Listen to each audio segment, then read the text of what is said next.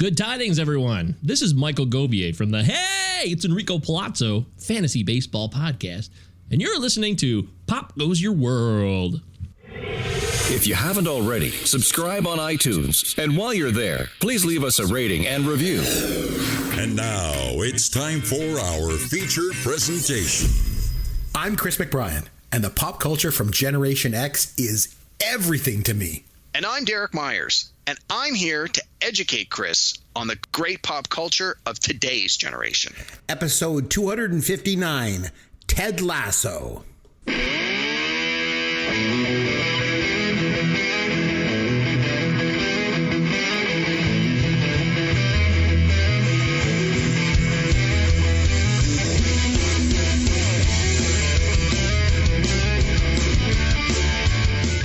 I'm Chris McBrien, and that's Derek Myers, and this is Pop Culture World, the pop culture podcast for the generations. If you've ever listened to this show before, you know I pretty much don't like anything new. But one TV show that I actually watched was Ted Lasso on Apple TV+. So since I actually have watched and can comment on something new, we decided to take advantage of this novelty around here, and we decided we would review the series Ted Lasso here on the podcast. But one thing though, there will be spoilers. So if you haven't seen the show, or if you're not caught up on the show, especially the finale, then just be forewarned, because we're going to be talking about the series in depth, including the finale. But before we get to that, Derek, hello, my friend. And what is Chris. new in the world of pop culture for you? Hey, Chris. Only had a chance to take in a couple of things, but one of them is a documentary, so you get to play the song in a minute. So I'm looking forward to it. All right. So I had a chance to watch a relatively new movie that just came out this year. At least it just dropped on Amazon Prime in the last couple of weeks. Mm-hmm. It's the latest offering from director M. Night Shyamalan, and the movie is called Knock at the Cabin. Have you heard about it? You seen a trailer for it? Anything? Haven't even heard of it. Okay. What I didn't realize, what I didn't realize until after I watched the movie and started to, so normally after I watch movies, I go onto the IMDb and I read the trivia and I look up any sort of reviews to see what other people thought about it. Let me guess. The thing that you didn't know before was that it sucked.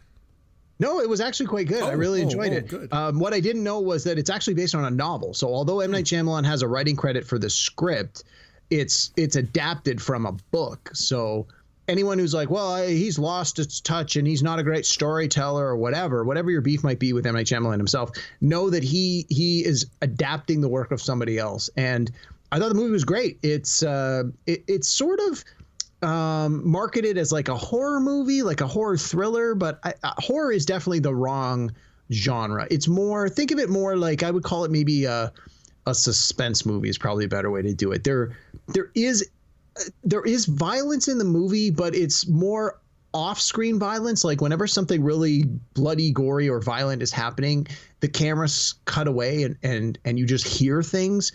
And it's like the lesson learned from Jaws. What your mind thinks is happening is probably more grotesque than anything the director could actually put on the screen. And this movie does that very well. There's only a few key scenes where there are violent acts, and they all happen like off camera. So it's suspenseful. It's this couple and their daughter have rented a cabin in the woods, and 5-10 minutes into the movie, 4 strangers show up and basically give them an ultimatum.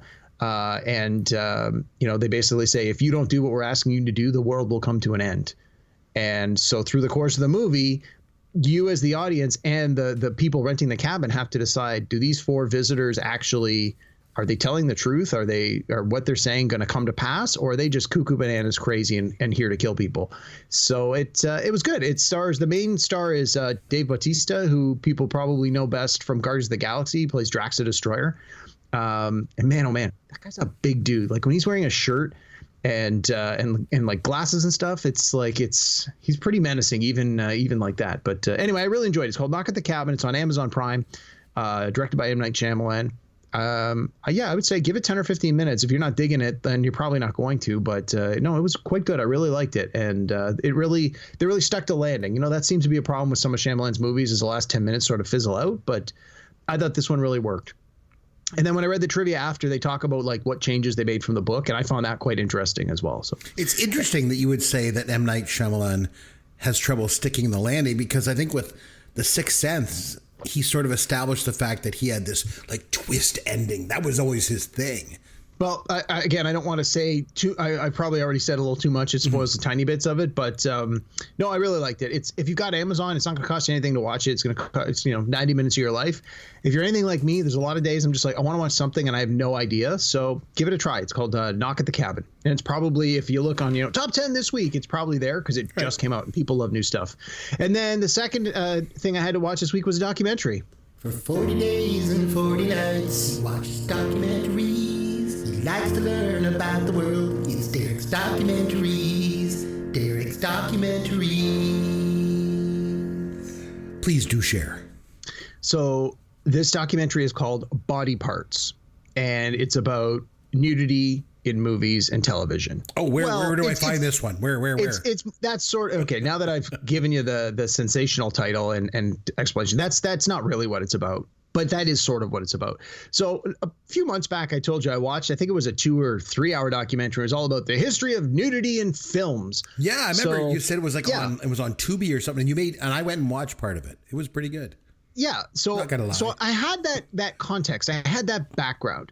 And so this documentary does talk a little bit about the history of nudity in films and the role that women played, especially when the movie industry first began. There were a lot of women writers, a lot of women directors, a lot of women producers, a lot of women performers. It was very, girl power 100 years ago. And then, when it got into the 40s and 50s, that all changed. White men stepped up and said women can't do stuff, can't be in positions of power. And the whole money got involved, right?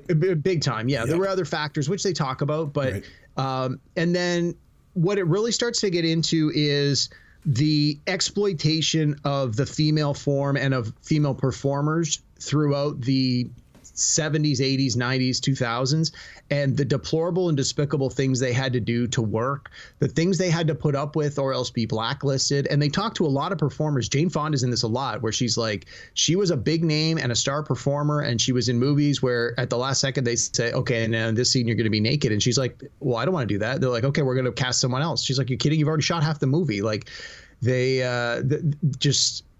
it was such a big problem for so long that no one was addressing. So this documentary does a good job of shining a spotlight on the problems, but it does, towards the last half of the movie, talks about the giant steps to try and make things better that have happened in the last 10 years. And I'm not saying they've solved the problem, by no means. There are still huge issues, but there are the opportunities that people have had over the last even just 5 years to make things better. The people that have stuck together, come out, accuse the horrible people of doing the horrible things through things like the Me Too movement and things of that nature, like the Harvey Weinstein and all that stuff.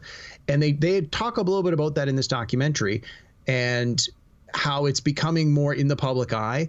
But one of the things that this really talks about that I wasn't aware of is that now in Hollywood, they actually have an intimacy coordinator on the set of most productions. So like when they do stunts, they have a stunt coordinator to make sure people don't get hurt. And it's only recently that they've realized they need an intimacy coordinator to make sure that there is no sexual misconduct happening. There is no exploitative nudity happening. That's interesting. Yeah, they go into that. And they talk about like too.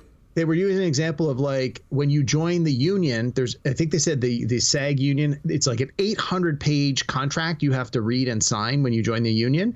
Only one paragraph of one page has anything to do with nudity in an 800-page document. And they said, like, this is just indicative of the problems that people, mostly women, have had to face over the years when it came to being nude on film. So it's called Body Parts. I watched it here in Canada on Crave, so it's probably HBO or Showtime in the US. Really good. Again, it's only about 90 minutes. As a man, I just felt so bad about my gender and myself by the end of this because of the horrible things that men have done to women over the years. But there is some promise where you see that things are starting to trend in the right direction. Again, change takes time, which is unfortunate, especially if you're one of the women that's being exploited. But you can't make something better until you acknowledge the problem, and it seems like there is finally some acknowledgement of the problem. So it's very, very positive documentary. Yeah, it's interesting you mentioned that, because that other documentary that you had me watch like a while ago, I watched Pretty much all of it. It was amazing to see like some of the women like in interviews saying some of the stuff that went on behind the scenes was just deplorable. Oh, yeah. Like, I mean, I think it was Linda Blair was talking about one of those prison movies with John Vernon and how he was just like rough with her and stuff like that, like for no reason. Like it just, so that's, oh yeah. Yeah. So Hollywood sucks sometimes. It really does. Yeah. Good no, God. it totally does. And again, when there's so much money, it's reflective of society too, right? it definitely is. And they talk a little bit about like when Trump came into power, how, under his presidency, certain things were, certain actions and behaviors started to become more acceptable again. It was sort of undoing some of the progress that was being made in the years prior. But again, it's baby steps. Unfortunately, it's going to take baby steps. But on the plus side, they are happening. It's unfortunate that it's going to take a long time before before things start to change so much for the better. Mm-hmm. Oh, okay. So you guess what I did? I introduced my kids to Mork from Ork this past week. Nice. Nanu. Yeah. I spent the weekend up at the trailer, and we always bring along DVDs to watch, at night together. I had Happy Days season 5, naturally. And we watched the episode where Mork comes down from space and lands in Milwaukee, and then he freezes Fonzie. And my youngest son is pretty picky about the things he watches. I'm not sure where he gets that from. No Probably kidding. his mother. I don't know. So because he's so picky, I don't know if he's going to actually go ahead and watch Mork and Mindy with me or not, but I will try. But I will say, so I've got him to watch Happy Days, Land of the Lost, and Different Strokes so far, and he likes them all. So Nice. There's one more that I want to get him to watch. Any guesses what it is? Love Boat. I'll give you a hint.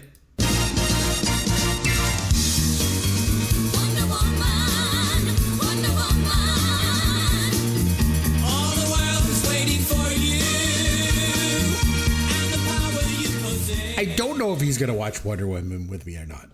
Well, Probably hang on. not. How old is he? He's 10. Oh, trust me, he'll watch it. All right, here we go. Here's your dad joke of the week. Well, since I thought since we're reviewing Ted Lasso this week, and since Ted Lasso's known for his mustache, that I would do a mustache dad joke for you. Okay. Right? So here goes. Derek, why did the mustache go to the bank? I don't know. To open a shavings account. I think we need to trim that joke out of this podcast. Bob Ross, The Joy of Painting. No, it looks stupid.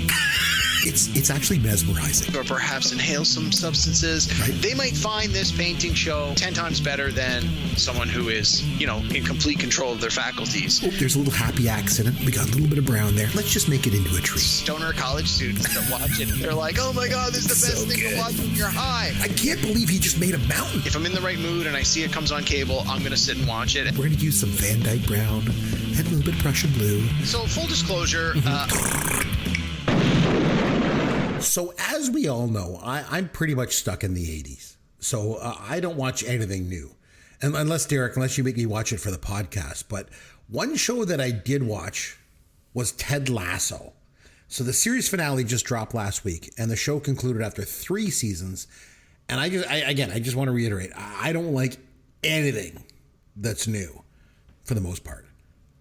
But I love this show. I watched it from start to finish.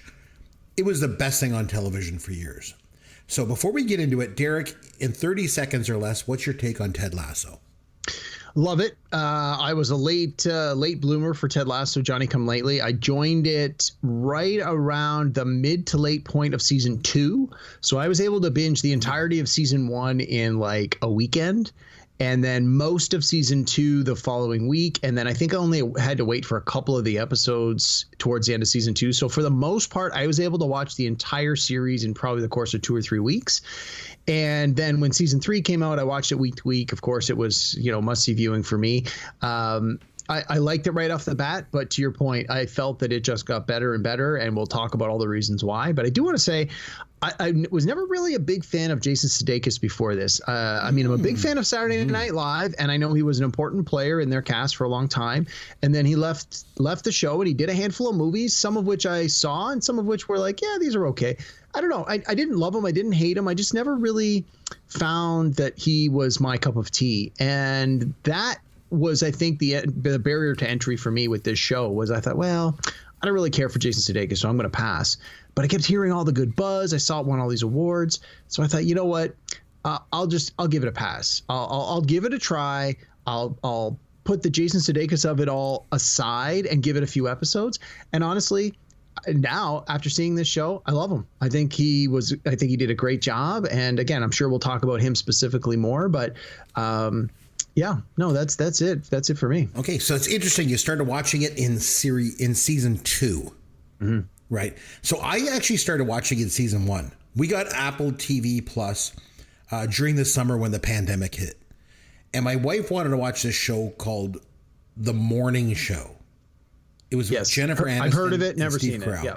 I watched one episode. I hated it, but I saw this other show they had coming out called Ted Lasso, and they actually started by dropping 3 episodes in season 1, and then the episodes after that came out like weekly, and it wasn't right away. It was maybe about 2 weeks after that initial drop of episodes that I started watching. So it'd be like episode 5, had come out, and by this point I'd heard some good buzz about the show, so I thought, I'm gonna give it a try. Right? I loved it right away, and funny enough, my wife didn't. She thought it was kind of dumb. And then we watched 2 more episodes and she was hooked. She loved it. So I think maybe it just took a little bit of time for her to warm up to it. Because I think on the surface, it can come off as this cheesy, kind of sappy, lighthearted show. And then you start to realize like there's so much more going on. So you started watching in season 2, but I'm curious to know, did you like the show right away, or did it take you a little bit of time to warm up to it? Well, I liked it right away, but I think misjudged where I thought it was going to go. To me, originally, so full disclosure, I watched the season finale last week when it dropped, and then just this week I rewatched the first 2 episodes because I had heard there was a lot of parallels between episode 1 and the final episode. And so I thought for myself, I want to go back and give it a view just to see how the show's progressed.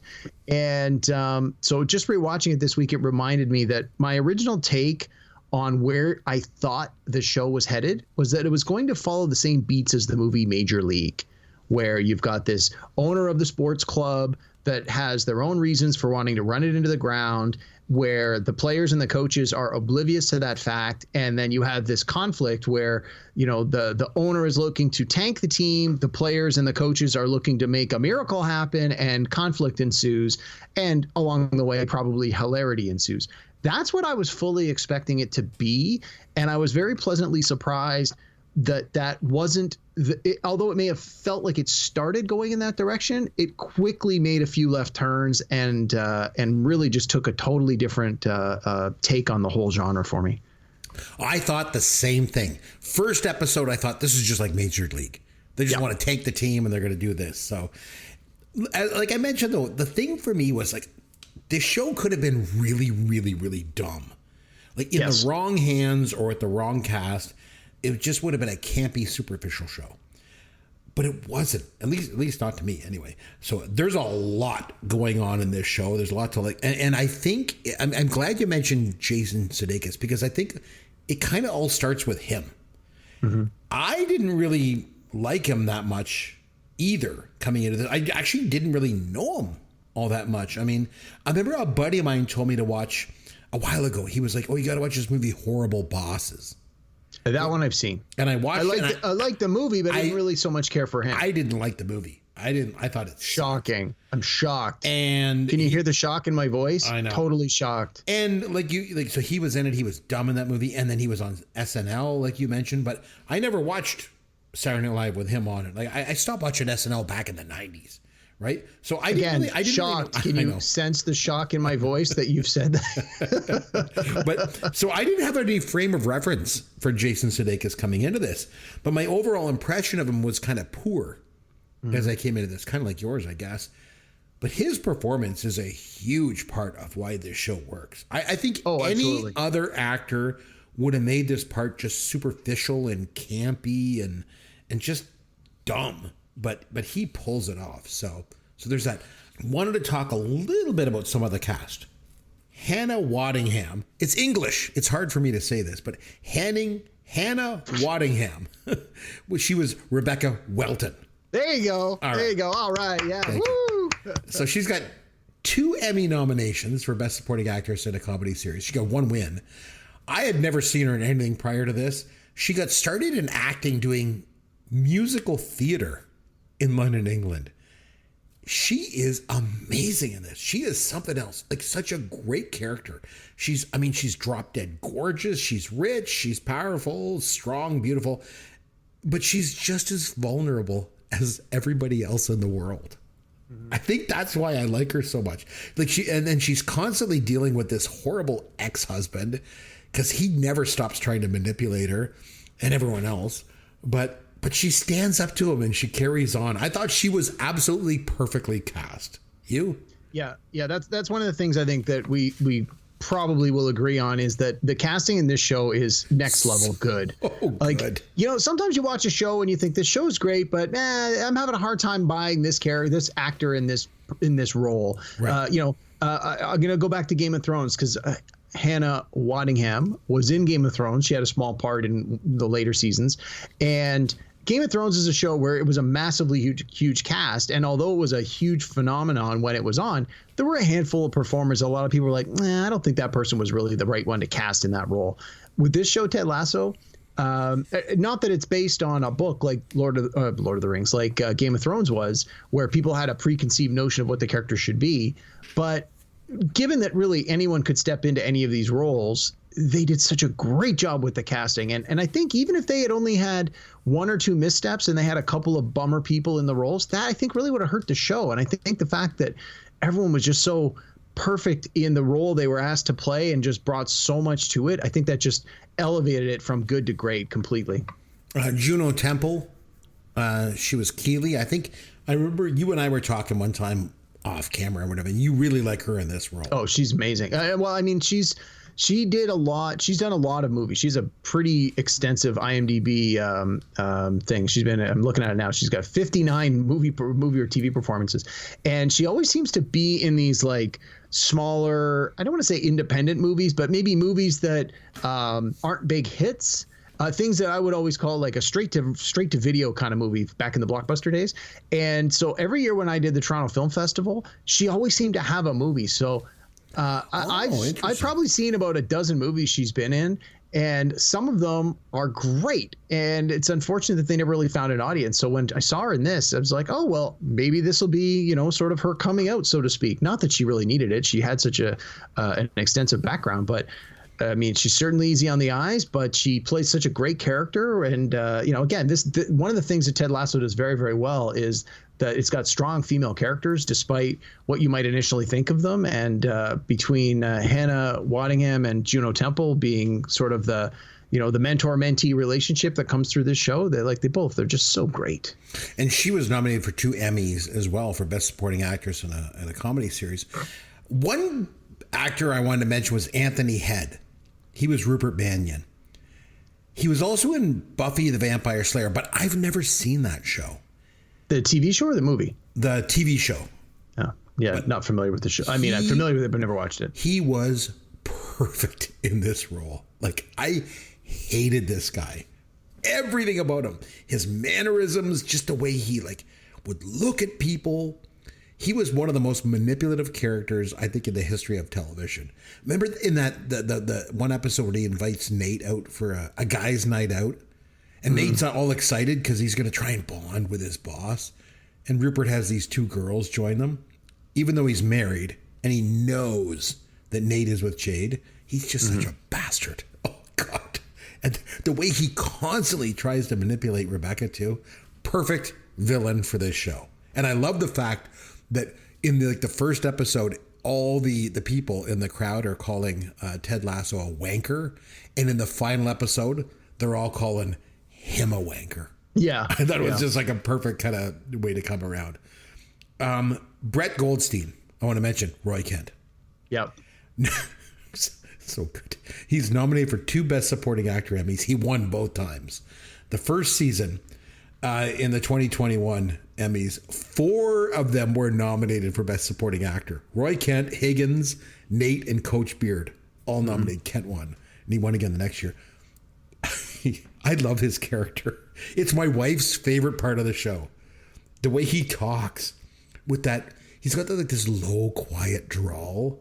Every second word out of his mouth is an F-bomb. And remember when he swears in front of his niece? And Keely is like, Roy, don't say that word in front of her. And he's like, why the not? Yeah. And then when he first sits in on the Diamond Dogs meeting, and all he says is, it's so funny. One of my favorite characters on the show. I really like him. No one else could play this part like he did. No one. No. And I looked him up because I didn't know him from before this. I looked him up on the IMDb page. He was in Thor: Love and Thunder. He played Hercules. Not that I would know that, but yeah, that was in the Marvel movies they always have a little post-credit stinger to sort of tease you for the next one. Okay. That's it. So the last Thor movie, the little teaser at the end is they reveal that if they decide to go with it, they've cast him as Hercules. Nice. Yeah. Okay, so for Ted Lasso, I want to talk about 3 seasons. Hang on, sorry. I want to go back to Brett Goldstein for a second. Oh, sure. Yeah. So I think the one thing that people may not realize is he's one of the writers of the show. And he wasn't originally supposed to be on screen. He was hired as a writer and then ended up auditioning and getting the role of Roy Kent. And apparently again, you can't believe everything you read on the internet, but from what I was reading, the character of Roy Kent was not supposed to be like a very substantial character. And then, he got the part and people loved him. And so his role in the show was expanded after the positive feedback. But originally, he was a writer on the show. I wonder if the same had to do with Coach Beard, because Brendan Hunt, the actor that played him, was a creator of the show as well, and then started to act in it. So it's just very interesting. So again, I want to just go back and talk about the number of seasons. Yep. So it ended after 3 seasons, obviously, but here's the thing. So I said to my wife after we started watching it way back in season 1, I remember saying to her, I'm like, honey, I said, this to me is a 3-act play. It's got a story to tell. It's got 3 parts. Act 1, the team tanks. Act 2, the team gels. And Act 3, the team comes back. And everybody learns a lesson along sort of the journey. And that's it. Yeah. And I said that right from the beginning and when we started watching it. And I remember saying to my wife that I hope that they tell this story like that and then end it. Because so many shows just keep going and going and going because of money, and pressure from fans, probably likely, to keep it going. But here, I felt there's a story to tell, and that story has a beginning, middle, and end. And there's no 2 ways about it. I'm going to miss this show. Well, I am so happy it ended after 3 seasons. It makes me just smile thinking that they told their story and got out. Well, then I got bad news for you. They announced on Twitter today that there's a very good chance they are going to be coming back with a spin-off of this that is basically everybody except Ted Lasso, because he clearly left the show at the end of the 3rd season. Right. Yeah. Which they sort of do a nod to, again, spoiler if you haven't seen the last episode, but through the last season, Trent Crimm's been writing this book, and when he gives the proof to Ted Lasso and Coach Beard and he asked them for notes, Ted Lasso's only note is that he felt the title should be changed from the Lasso way to the Richmond way, and he said, it's never been about me. And that's sort of a reflection of the show. The show is called Ted Lasso, but it's always been about more than just Ted Lasso. And again, the parallels, because I just watched the very first episode. In the first episode, there's a press conference, and when Rebecca talks to the press, she even says, she's like, we're doing a new thing here in Richmond. We're doing the Lasso way. So she actually even calls that out loud in the first episode. The fact that there's that reference at the end there to that again, and that he very clearly says, no, it's not just about me. It's nice how that comes full circle, but it's also nice that it potentially leaves the door open that if this group of characters, if this family, if you will, wants to, if the Disney Plus, or pardon me, the Apple people want to continue to tell this story with these characters, there is that possibility. Now, to your point, I think what they've done is very nicely wrapped up. It was very clearly conceived and written in a way that everything has been finalized. And if they choose to go on, fine. I'm glad that if they do choose to go on, they really have to call it something else. So we'll see. They haven't officially said anything yet, but wink, wink. They're certainly looking in that direction. I really hope they don't do this. They need to end this. It ended perfectly. It ended perfectly, and it should be done.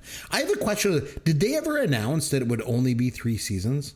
Like early in the run, like season 1 or 2? So not only did they not do that, they have not called it the series finale. All season long, they have been calling it the season finale. They have not yet officially, again, I was just double checking this today. The Apple has not officially called it anywhere in their press series finale. So again, I think they knew that there was a chance they wanted to leave the door open. Maybe in part that was a misdirect at the beginning of the season, because if people knew it was the finale, you could have certain expectations about how the storylines might wrap up. So it might have been a clever misdirect by their marketing team. But anyway, it is what it is. Yeah, because I never remember hearing a thing about it being the end. I recall going into the final episode, and there was this chatter kind of online that this might be the last one. And that's when they announced the title of the upcoming episode, and it was going to be called So Long Farewell. And that was the only time that I really heard anything about it sort of officially being the final show of the series. So I don't know. Well, but again, the title was a reference to the musical number that they did in the episode, right? So the series finale, I want to talk a little bit. I want to mention this last episode because I think there's a lot of amazing stuff that goes on that reflects back on the entire show itself. You know, I think there was a lot going on that was sort of meant to be metaphors for the show itself as a whole. So the first one that stuck out to me, there's a scene early in the show where Ted and Rebecca are sitting in the bleachers of the stadium. And this is after he's told her he's going back home to Kansas. And she's like, you know, she offers him more money. And she's like, you know, maybe you could just stay for one more season. And this conversation is like an allegory for the show itself, right? Yeah. So it's almost as if Rebecca is the surrogate for the audience. You know, we want the show to stay around. You know, just one more season. You know, just give Sudeikis a raise. You know, Rebecca doesn't want Ted Lasso to leave, and neither do we. So I felt that scene was pretty important in that regard. Did you pick up on that scene when you saw it? Oh, absolutely. Yeah. And I like that during that scene, he almost says nothing. Like she says, like she speaks, and it's like the answer doesn't even need to be said. Like it's very much that one-sided conversation, but it's not one of these one-sided conversations where someone's just berating you. It's like she's asking, but she can clearly tell from his mood and his body language she knows the answer. And it's not until the very end that he speaks, and even then it's only a couple of words. But I just really like the way that scene played out. So another scene that I thought was in the finale was a metaphor was the sort of the perfect scene. I don't know what else to call it. When Nate comes back and they do that final Diamond Dogs meeting, and Nate mentions, he's like, I have a girlfriend. Her name is Jade, and she's perfect. And they start talking about perfect things. They're like The Other Side of the Pillow, Shawshank Redemption, Billy Joel's The Stranger album. and just like the scene with Rebecca in the stands that we just talked about, you realize, like I did anyway, that I felt that this scene was an allegory for the whole show itself, because this show is perfect. It makes the list of perfect things. You know, I think it's up to the audience to kind of connect the dots that the show is perfect, but I think it belongs on the list of things that the Diamond Dogs are talking about. Do you agree with me? Yeah, I think you could definitely make that case. That's what I got of it. Another scene in the finale that I thought was an allegory was the Believe sign. I love how it's like, it's meant, so the sign originally is meant to be an inspiration for the team. Right? They put it up there on the wall. Everyone looks at it. And then it gets ripped up by Nate. And then the sign becomes a metaphor itself. Because in the finale, the sign's gone. And then Ted learns that each player has one piece of it. And they put all the pieces together to reform the sign. Like, to me, I'm like, this is like each player has a little piece of Ted with them. You know? Yeah. And then they put it all together to accomplish something. And then I like that that Ned's the one that puts it together. And if you recall, earlier in the season, when Rebecca had gone to the fortune teller, that she had given her like these cryptic clues about things that would happen in her future, which from a certain perspective, all of them came true. But one of the discussions that the two of them had was the idea of the pottery, the Chinese pottery, when there's like a cup is broken and then you use like the gold paint to patch it together, and it has the symbolism of, you know, making the new is even prettier than it once was because it's now got this gold inlay. And when he put the believe sign back together, he used like gold sparkly paint, which you can see through it to sort of mirror that tradition of the Japanese pottery. And you know, again, so it was just, again, it's one of those subtle little wink winks. If you were paying attention, there was that parallel to the previous episode, but just the idea that Nate's the one that put it together after being the one that tore it apart. It's, again, the show really, the writing is just so good and you don't have to pick up on these things to enjoy them. But if you do pick up on these things, it's like getting that extra level out of it where you're like, oh, okay. So you mentioned this briefly, but I just want to go back to it. It was Trent Crimm's book. He leaves the copies of his final manuscript of the book that he's been writing about the team all season, right? And of course, Coach Beard has like 1,000 sticky notes in it, suggestions and comments of it. Ted Lasso just has one. He scratched out the name Lasso from the title, the Lasso Way. Like you mentioned, and he replaced it with Richmond, right? It's Richmond Way. And like you said, he leaves that note. It's not about me. It never was. Right. And again, that's another metaphor, I think, for this entire show. Like, it's called Ted Lasso, but like any good TV series, it's got to have a great supporting cast. And I think one of the things that makes Ted Lasso so perfect is this amazing supporting cast that we've talked about already. But it's about all of them. And it almost feels like Sudeikis and the producers and the showrunner are almost like breaking the fourth wall and saying, it's not about Jason Sudeikis. It's about all of us, you know, as a whole. So I cannot say enough good things about this show, especially the finale. Like, honestly, I was getting emotional watching it. It was so, so good. And I tell you, as a guy that loves Gen X pop culture and nothing new, as you know, this is one of, if not the best TV show post Gen X that I have ever seen.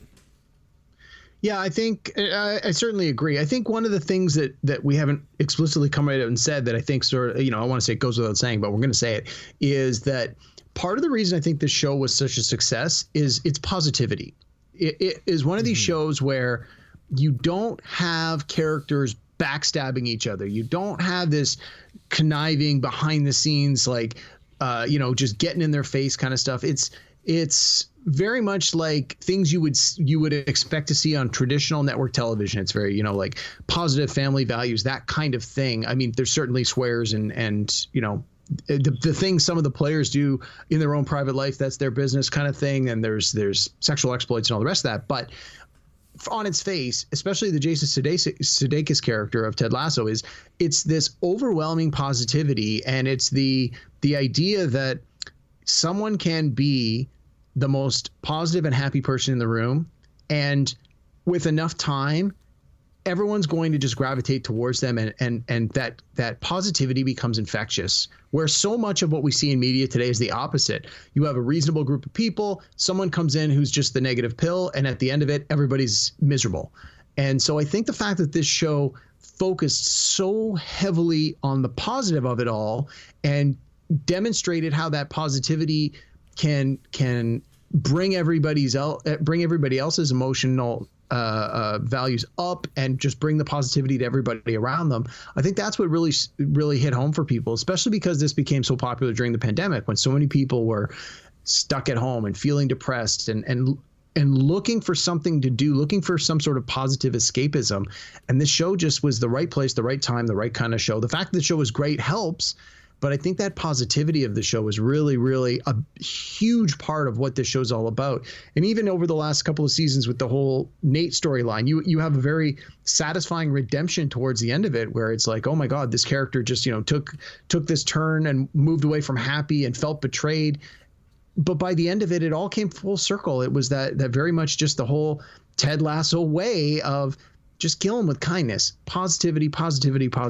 And to me, that's why this show really stands out head and shoulders above everything else that's out right now, is just its immense positivity.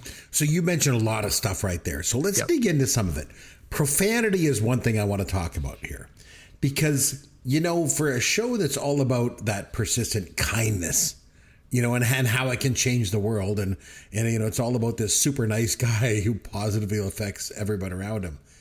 There sure is a lot of profanity. I mean, every second word is an F-bomb on this show. But I like how there's profanity galore in this show, but Ted never resorts to using profanity himself. Not until the last season. Yeah, until the episode in season 3 when his mother comes. So, first off, I want to just talk about that for a minute. His mom, Dottie Lasso, played by Becky Ann Baker. She was also the mom on Freaks and Geeks. Yeah, she's great. She usually has that mom role. She's quite good. And she also played Lena Dunham's mom on Girls. That scene with her and Peter Scolari in that show, when they're doing it in the shower and Peter Scolari falls on the floor. Oh my God, it's so good. But anyway, so Ted Lasso doesn't use profanity himself, except when his mom comes to visit and they're alone, and he says "F you" to her, and he says it over and over and over again. And it was all about him finally just being honest with her. And so much of this show to me is about, how much better the world could be if we were just more true to ourselves. If we could just be more honest with our loved ones, and to me, that's what this scene represented. I don't know how many people could be this honest with their loved ones, especially their parents. But if they were, we might be better off. Yeah, it's that's again the positivity and the honesty. I think if that's a thing, describe this show. It's it's got heart and it's honest, and I think that that's the real sort of secrets behind this show of why it's been so successful. We should also probably talk about the way that the show addresses homosexuality, because at the beginning of season 3, Colin Hughes, one of the midfielders, is seen waking up and leaving his boyfriend's apartment. He sneaks out because he doesn't want anyone to know that he's gay. Right. And Trent Krim, who's following the team and writing a book on them, sees him leaving the apartment. And it sets up this whole subplot. And you're wondering, is Trent going to out Colin? And what might happen if he does? But it turns out that Trent's gay too. And so he keeps Colin's secret. And when it comes out that Colin is gay, McAdoo, the captain, he's pissed, right? And he won't talk to him. But you find out he's mad, not because Colin's gay, but because Colin wasn't honest with him. Yeah. I love the way the show handles these situations. Even Keeley has a relationship with a woman, right? Yeah. I think inclusion is an important theme of this show as well. So that being said, we've touched on a couple. What do you think are some of the most important themes or messages of this show? Because it has a lot of them, I think.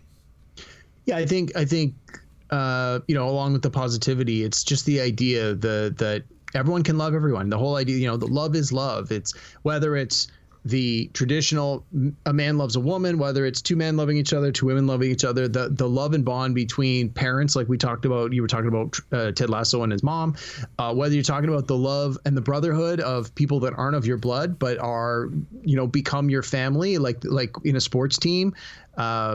It's I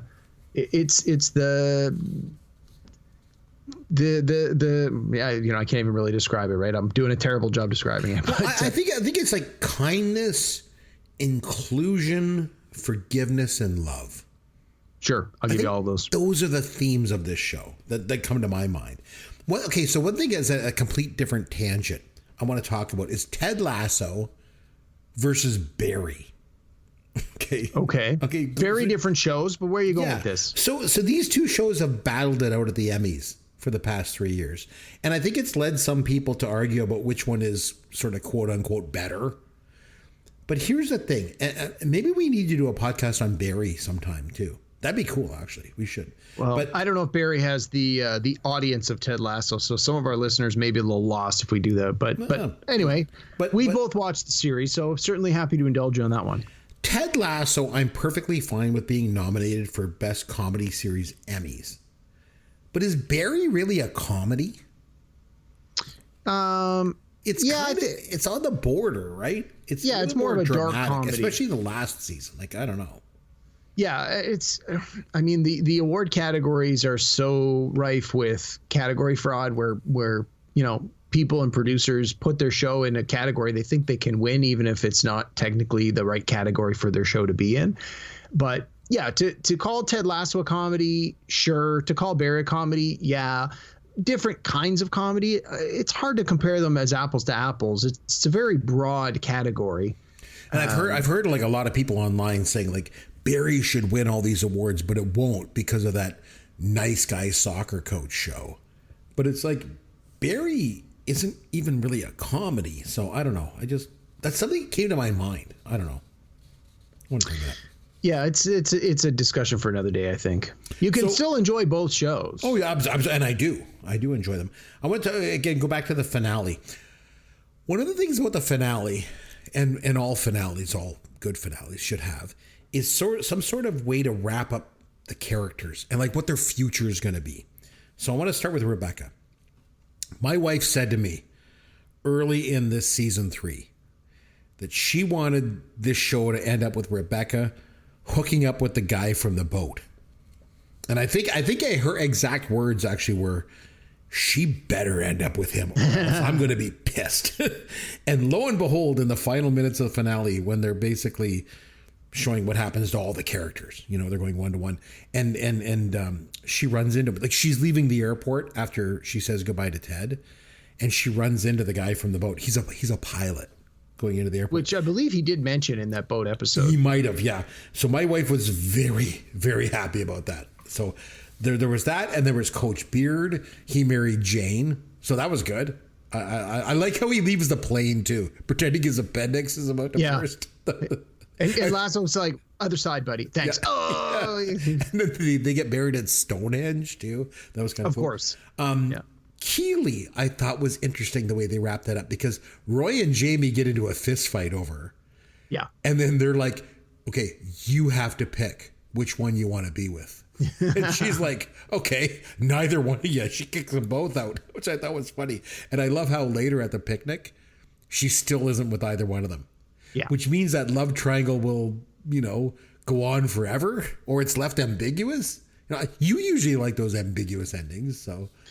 Yeah, honestly, this is one thing that I often have a problem with when a show is clearly doing its finale, where it's a show. I'll use Star Trek as an example. So, in a show like Star Trek, where the characters are supposed to be part of the crew of this ship, and then in the season finale, everybody gets promoted and leaves. It's like, you've already established through the course of the show that it's rare for someone to get promoted and leave. And the fact that in order to make all the loose ends tie up, you do that just always seems like a huge cheat. Like, you always got to think, what's going to happen the day after this show airs in the story of this fictional story that's been created. With this one, part of the thing that I really liked about it is that each season of the show has been essentially a calendar year in their lives and a season of the football team. So there is a natural ending. Players may retire, players may get traded, and as we often see with professional sports, during the off season, players do things like get married or travel around the world, or they try and coordinate so that their partner has the baby during the off season, as much as you can time these things. So I think a lot of the stuff that they showed here with the what are they all doing after the conclusion of this season, I didn't really have a beef with it like I have with other shows. All the things they showed seemed to make a lot of sense. Some of them sure might have been just a little bit of wish fulfillment for me as the audience, but no, I thought it was great. I thought that there was none of them had an ending that just seemed ridiculously far-fetched given where their characters' stories had come from and progressed to. So Jamie Tart, I love how his character changes over the 3 Yes. seasons. He went from being this cocky jerk to a guy that just wants to get comfort from his mother. You know, and he wants to have a relationship with his dad. And I love one of the final scenes. You see him, he's in the rehab center with his dad, and his dad is all sort of cleaned up and clearly like he's committed to working on his addiction issues. I thought that was great. That was good. And then Roy Kent, he becomes the coach. Yeah. See Richmond, which it's so fitting, you know, like he should be. Yeah, and you see that obviously he's been one of Ted's assistant coaches through this season, but he also has been coaching Jamie one-on-one, and we've seen the progression of Jamie's play. So it's not that it's just, oh, he's the guy that's there. It's clear that he's demonstrated an ability because, again, you and I as sports fans know a great player doesn't equate to be a great coach. I mean, Wayne Gretzky was a coach of a hockey team for a couple of years, and that team didn't win any Stanley Cups with Wayne Gretzky behind the bench. So you can't necessarily equate great play on the field to great play behind the bench. But in this case, I think they did a really good job with the Roy Kent character of establishing, in his prime as a player, he was the man, but he has clearly continued to learn and develop as a coach behind the scenes. So that to me made perfect sense that he was the one to get promoted in. And of course, the last character to talk about that gets wrapped up is Ted Lasso. So he returns to his home in Kansas, and he's finally seen coaching his son's soccer team. So here's my question for you. Yep. Do you think he also got back together with his wife? Yeah, I had this conversation with a couple other people that watched the show. I don't think he got back together with the wife, but I do think the wife turfed the doctor boyfriend that she had been with, in large part because of the way he behaved when they were watching the soccer match in the last episode, how he was just so dismissive of it. And I think she picked up on the fact that even if he had those feelings about the sport of soccer and of Ted's involvement and didn't want to be involved with it, if he's going to be a part of her life, he has to be a father figure to her son. Obviously, he can never replace his actual father, but you need to have shared interests and indulge him. And the fact that he was just so adversarial and combative with the son cheering on the team, and yet he was there being a doofus about it, I think that was sort of the light bulb came on for Ted's ex and was sort of like, I don't know what I want, but I think I realize this isn't the guy I need. So long way around. I don't think she's back with Ted. I don't think the door is completely closed, but I'd be shocked to find out that she's still with the other guy. So I agree and I disagree with you. Okay. So I agree that she turfed the boyfriend, but I disagree with you. I think they got back together. I really do. That to me is, I think, too much of a happy ending. But it's ambiguous, of course. It is, and I think that it's one of these things where she's probably indulging it a little bit for the sake of the son, who's obviously had a hard time with the fact that his dad's been living abroad for a few years. But I think they deliberately didn't show it because I think it makes for better TV to not have that answered. Of course. But here's why I think that they do get back together, is because when she came to England with her new boyfriend, the doctor, in the pub, her and Ted shared a bunch of laughs. Right. And then they just seem to be on the same wavelength with each other, where the other guy is just like disconnected from her. And then watching that final game, like you mentioned, her boyfriend doesn't even share interest at all. He's on his phone. Right.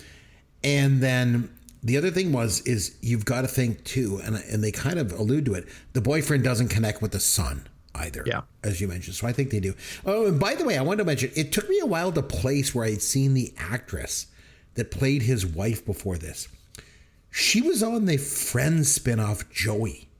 Yeah, she was the roommate, the one that Joey's love interest. Yeah. Yeah, I remember that show because I was on a business trip at the time. I think it was around like 2004 or 2005. I was on this trip and I got to the hotel and I was relaxing and I was just like, okay, just hanging out. And I put on the TV and the pilot episode of Joey came on. I didn't like it. I thought it kind of sucked. But I remember Andrea Anders played his next door neighbor or something, or whatever she was. And she was like, pretty and kind of unique looking. So it took me a little while to place her, but it finally came to me on that. But anyway, I think Ted Lasso and her get back together. I really do. I hope so anyway. So, yeah, I think most of the audience is in that camp, right? You want the happy ending for all the characters, especially for Ted being the main character. He's, in the first, again, just watch the first one again, where he's clearly leaving a troubled marriage.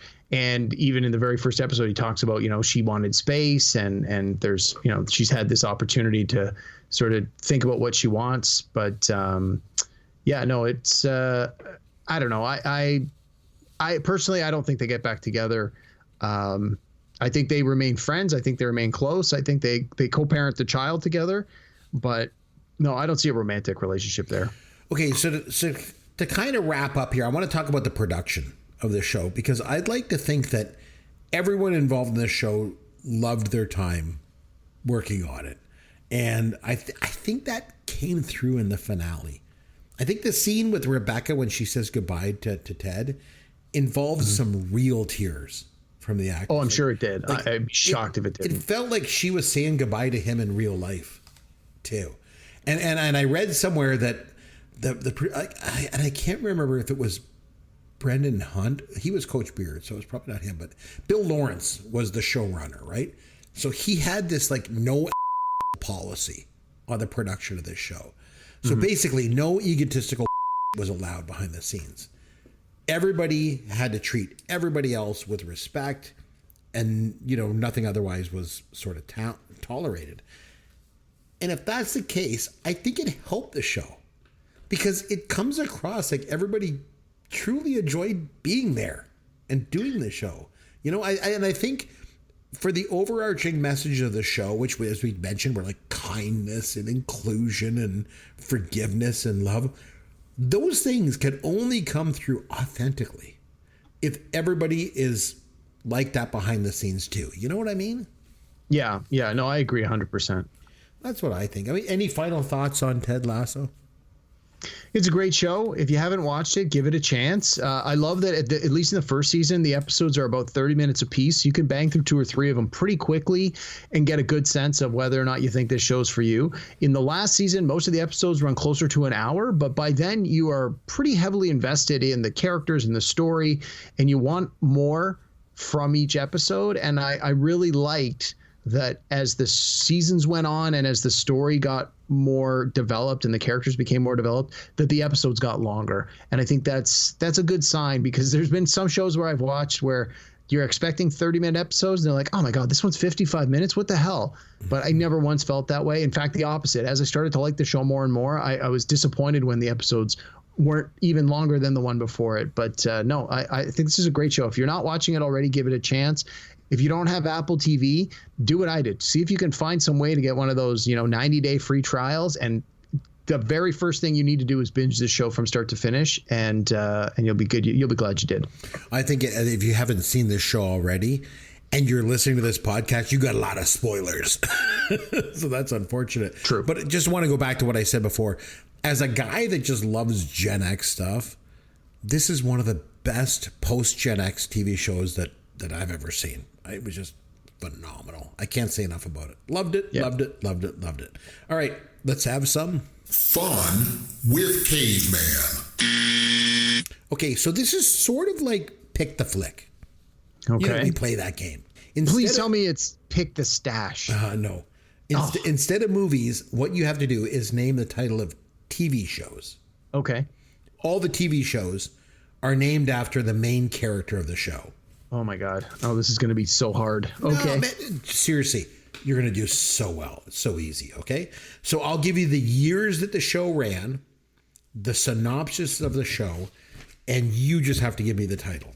Okay. That's a lot of information. Okay. I'm calming down a little bit. Nail this. Okay. 1997 to 2003.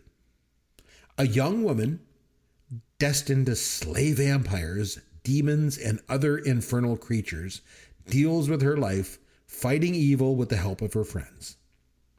The Oprah Winfrey Show. No, I'm just kidding. Buffy the Vampire Slayer. See, you're doing so well. Okay, 2018 to 2023. A hitman from the Midwest moves to Los Angeles and gets caught up in the city's theater arts scene. Sorry, what were the years? 2018 to 2023. Oh, 2018. So I thought you said 2013. I'm like, a show that's been running 10 seasons? That's got to be Barry. Of course. Okay. We're going to go back now. 1976 to 1983. One of my favorites of all time. Yeah. Yeah. The cases of a brilliant, if irascible, coroner who investigates suspicious deaths that usually suggest murder. That would be Quincy, MD. Yes, it's Quincy M.E. M.E., pardon me, medical examiner. Medical examiner. I was thinking House MD, which might be one of your... All right, 1972 to 1978. All in the Family spinoff centered around Edith's cousin, a liberal independent woman living in Tuckahoe, New York. Wasn't that just called Maude? And you were worried about this. Yeah. You're doing something. And then there's Maude. Yeah. And then there's Maude. All right, 1975 to 1979. 2 streetwise cops bust criminals in their red and white Ford Gran Torino with the help of a police snitch, Huggy Bear. Yeah, that was Starsky and Hutch. 1964 to 1967. 7 men and women are stranded on an uncharted island following a torrential storm. That would be Gilligan's Island. Still worried that you're not going to do well on this one? No. I'm feeling better. Feel more confident. You're doing so much better. Now he's going to throw a curveball at me. All right, we're going back in time again. 1973 to 1978. A bald, lollipop-sucking police detective with a fiery, righteous attitude battles crime in his city. Who loves you, baby? Kojak. 1982 to 1986. The weekly adventures of tough as nails veteran police officer who rides the beat with his rookie partner, Vince Romano. Rides the beat. I don't know. I wanted to say Hunter, but I know that's wrong. TJ Hooker. Oh, okay. Vince Romano was, of course, Adrian Zamed. Sure. No. I don't know who that is either. Okay. 1990 to 1995.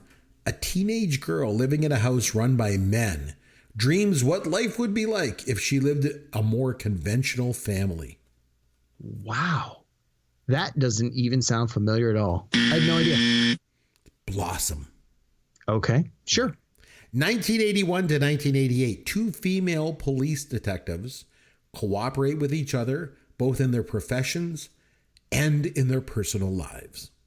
Was that Cagney and Lacey? Very good. Okay, 2009 to 2011. Adventures of a teenage pop star who keeps her identity secret from even her closest friends by using a disguise on stage. Was that that's the, what the hell's her, that's her real name, Hannah Montana? And the last one, 2004 to 2019. After her best friend is murdered and her father is removed as county sheriff, a young woman dedicates her life to cracking the toughest mysteries in the affluent town of Neptune. Was that Veronica Mars? Yes. And see, you were worried. You were worried about this. No reason at all. Oh, man, you did really well. Derek, we need to take a week off around here. Next week, I'm not available, unfortunately, my friend. It's my wedding anniversary. Congratulations, Chris. How many years will you have been married next year? 15 years next week. 15. Wow. Yeah. That's an important milestone. You know, you should celebrate more milestones around here. Yeah, no kidding. Not quite the 20 years that you just celebrated, but I mean, it's close. So, I mean, there's that. So, well, that's great. Congratulations. So I have to take the night off. So, so we'll come back the week after that. Until then, this is Chris McBrien on behalf of myself and Derek Myers saying thanks for listening to Pop Goes Your World, the pop culture podcast for the generations.